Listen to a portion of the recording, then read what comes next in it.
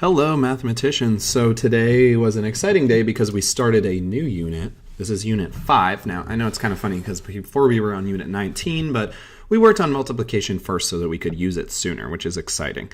So today we worked on Lesson 5.1, which was just looking at how much a dime, nickel, and penny is worth. So we got started with the lesson and we actually looked at those coins and we said, how much are each of them worth? Most of us knew, but if we needed any reminders, we took the time to do that.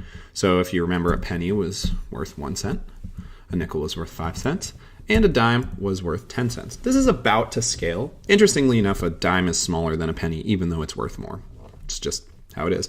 They're made of different types of metal, but who knew? So then what we really spent the rest of our time doing is actually looking at some collections of coins and saying, well, how much are each of them worth? So for instance, we looked at this collection of coins and we counted it up.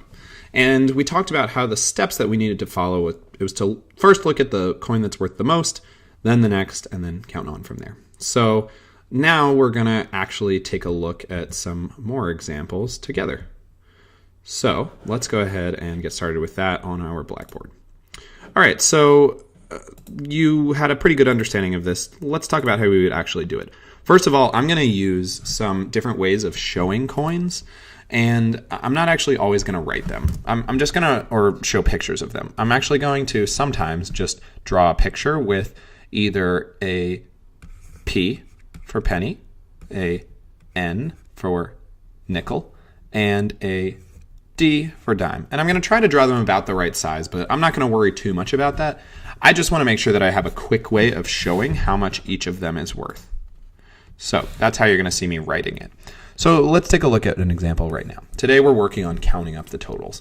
So let's say I've got this. I have penny, penny, penny, penny. I have a nickel right here, and I have a dime, and then I have another dime. So these coins are all mixed up. So the first thing that I need to do is I need to identify what each of them is worth. So let's take a look. All right, so I'm going to look at my dime. I know that's worth 10. I might even write how much it's worth here if I need to remind myself. You can do that if you want. 10. This is worth 5. This is worth 1, 1, 1, 1. Okay, so now that I've labeled my coins, I'm obviously not going to do this if I have coins in my hand, but we're just practicing and getting used to it. So now that I've labeled my coins, I can actually count up the totals.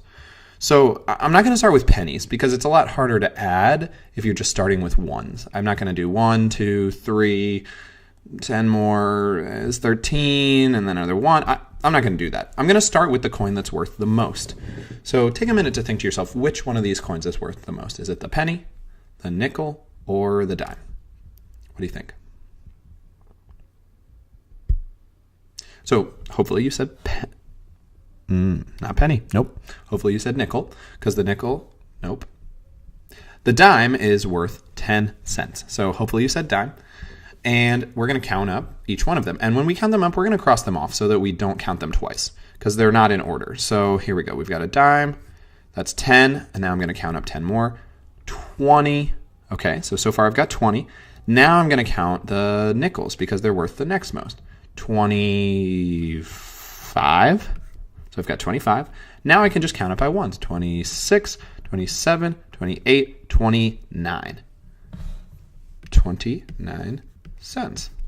So I started by counting the coins that were worth the most. Then I counted the next ones. And that's exactly what you're going to do. So you can go ahead and get started now. I'm going to give you a couple of problems to work on, and this is what you're going to do for practice tonight.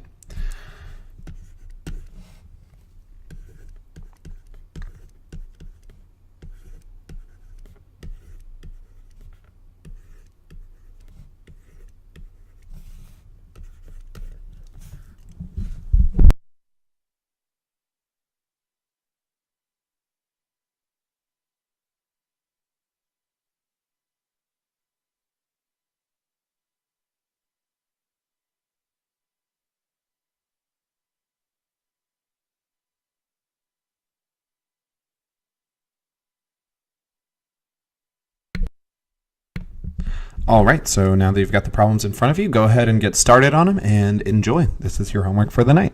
I will see you tomorrow. Great work.